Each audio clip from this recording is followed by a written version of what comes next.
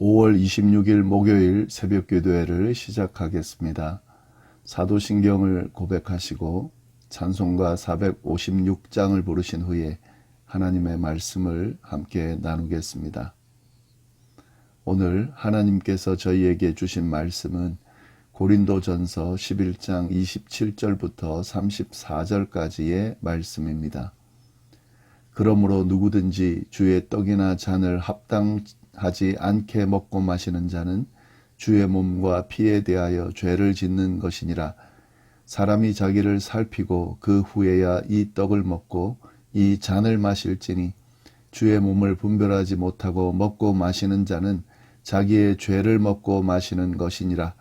그러므로 너희 중에 약한 자와 병든 자가 많고 잠자는 자도 적지 아니하니 우리가 우리를 살폈으면 판단을 받지 아니하려니와 우리가 판단을 받는 것은 주께 징계를 받는 것이니 이는 우리로 세상과 함께 정죄를 받지 않게 하려 하심이라. 그런즉 내 형제들아 먹으러 모일 때에 서로 기다리라. 만일 누구든지 시장하거든 집에서 먹을지니 이는 너희의 모임이 판단받는 모임이 되지 않게 하려 함이라. 그 밖의 일들은 내가 언제든지 갈 때에 바로 잡으리라. 아멘. 사도 바울은 앞에서 고린도 교회 성도들의 성만찬을 강하게 책망하면서 예수님이 성만찬을 어떻게 제정하셨는지를 설명했습니다.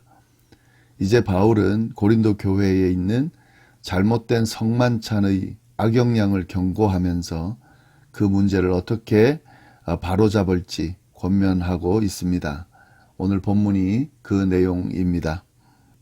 27절을 먼저 보시면 그러므로 누구든지 주의 떡이나 잔을 합당하지 않게 먹고 마시는 자는 주의 몸과 피에 대하여 죄를 짓는 것이니라. 성만찬이 제대로 이루어지지 않을 경우에 이것은 죄를 짓는 거다 하는 말씀인데요. 성찬의 빵과 포도주는 예수님의 몸과 피를 상징했습니다. 교회는 그리스도의 몸이고 모든 성도가 함께 성찬에 참여함으로써 자신들이 그리스도 안에서 한 몸임을 선포하게 되는데요. 이런 거룩한 의식에 합당하지 않은 자세로 참여해서 먹고 마시게 되면은 그런 자는 결국 주님의 몸과 피에 대해서 죄를 짓는 것이다. 바울은 분명히 이야기를 합니다. 그러므로 바울은 자기를 살핀 후에 즉 자기 신앙을 점검한 후에 회개하고 성찬에 참여하라고 명합니다. 28절 말씀인데요. 사람이 자기를 살피고 그 후에야 이 떡을 먹고 이 잔을 마실 것이다.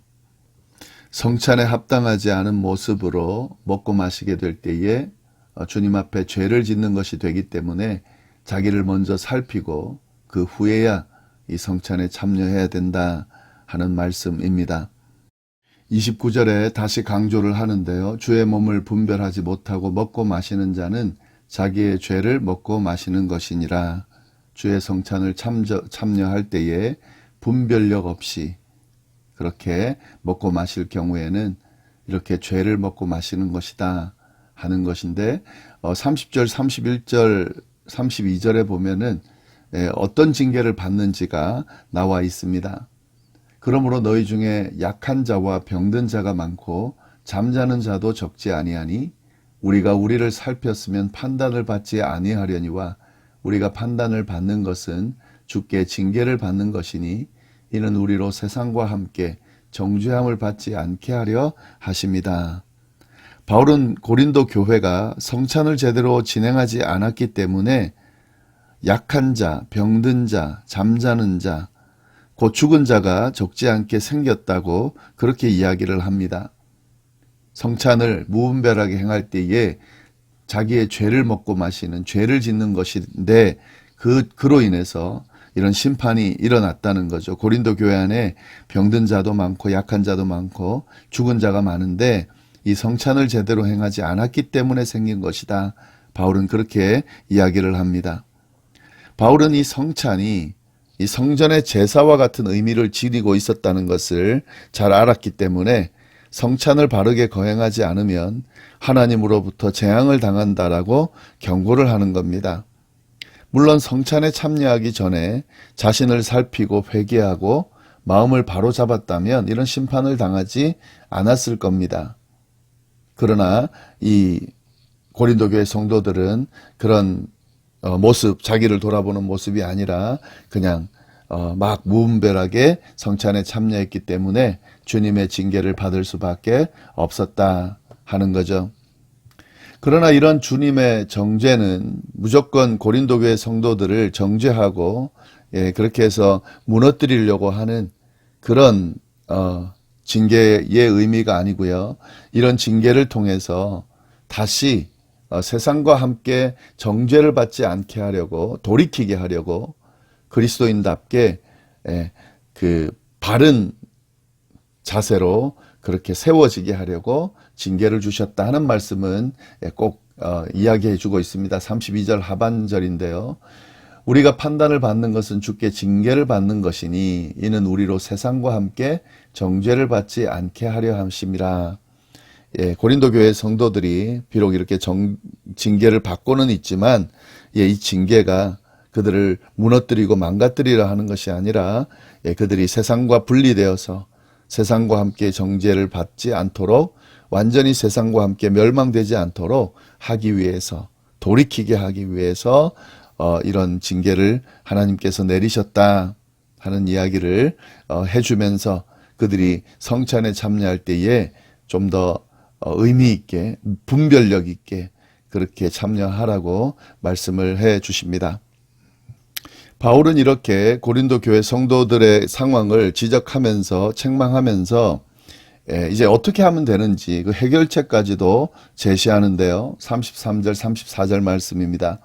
그런즉 내 형제들아 먹으러 모일 때에 서로 기다리라. 만일 누구든지 시장하거든 집에서 먹을지니 이는 너희의 모임이 판단받는 모임이 되지 않게 하려 함이라. 그 밖의 일들은 내가 언제든 갈 때에 바로 잡으리라. 지금 이 성만찬이 무분별하게 진행됐다 하는 건 어제 본문에서 좀 우리가 살펴봤죠. 무분별하게 그렇게 먹고 마시는 성찬에 참여하는 그 일이, 그러니까 뭐 세례받지 않은 사람, 오늘날로 하면 세례받지 않은 사람들이 그냥 그 성찬에 참여해서 주님의 몸과 또 피, 의미, 그것을 무분별하게 먹고 마시는 것, 그것을 또 의미하거나 또 내가 죄 지은 상태로 세상에서 죄를 짓고 회개하지 않은 상태로 하나님 앞에 무분별하게 나가서 이 성찬에 참여하거나 하는, 그것도 잘못된 거죠. 그것도 좀 주의를 요해야 되지만 지금 여기서 이야기하는 것은 그런 무분별함이 아니고요. 어제 말씀드린 것처럼 이 부유한 사람들이 먼저 와서 자기가 가져온 또 성찬을 위해 내어놓은 음식들을 먼저 먹고 마시면서 일 때문에 늦게 오는 사람들, 또 가난한 형제들, 가지고 오지 못한 사람들이 도착했을 때는 이미 그 음식 나누는 게 끝나고 또 심지어는 포도주를 마시면서 이미 취해가지고 그 사람들이 왔을 때 먹을 것이 없다든지 분위기가 다시 함께 할 수 있는 그런 분위기가 되지 않았다든지 하는 이런 무분별함에 대한 지적이었거든요. 그렇기 때문에 이것을 해결하기 위해서는 기다리는 거죠. 다 형제들이 참여할 때까지 기다리는 겁니다. 만약에 배가 고파서 그때까지 기다릴 수 없다면 집에서 미리 음식을 먹고 오라고 지금 권하는 겁니다. 가난한 사람들, 또 일 때문에 늦게 오는 사람들을 배려하고 같이 모여서 모든 사람들이 함께 성만찬에 참여할 수 있는 그런 모습을 가지라는 거죠. 그래서 그 성만찬이 무분별하게 진행되지 않도록 하라는 그런 교훈입니다. 여기서 우리는 이 성만찬에 대한 의미, 성찬이 가지고 있는 그 의미를 우리가 다시 한번 주목하게 되는데요.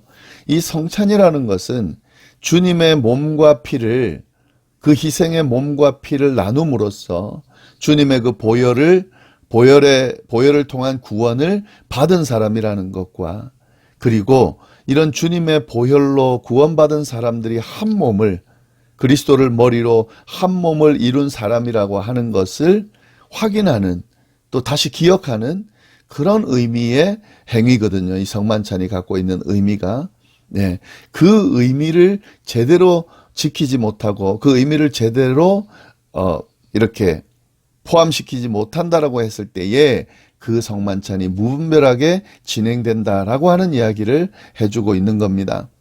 그러니까 성만찬이라고 하는 것은 서로 사랑하고 서로 돌아보고 서로 배려하고 서로 양보하고 서로 섬기면서 헌신하는 그 모습을 보여주는 그런 귀한 예식인데, 서로 성도가 배려하지도 않고 자기만 생각하고, 부자 가난한 자가 나눠져서 부자는 그냥 자기 마음대로 자기가 음식 갖고 왔으니까, 또 먼저 왔으니까 마음대로 하고, 그 뒤에 오는 사람들을 전혀 고려하지 않고 배려하지 않고, 이런 모습으로 가는 것은 성찬이 가지고 있는 의미와 전혀 맞지 않는, 도리어 반하는 그런 모습으로 참여하는 거고, 결국엔 이 성찬의 의미를 퇴색시킬 뿐만 아니라 변질시키는 그런 결과를 낳기 때문에 이것이 주님 앞에 죄가 된다 하는 거고, 이런 모습이 아니라 기다려서 함께하고 서로 배려하는, 연합하는, 그리스도 안에서 한 몸 하나로 연합된 모습으로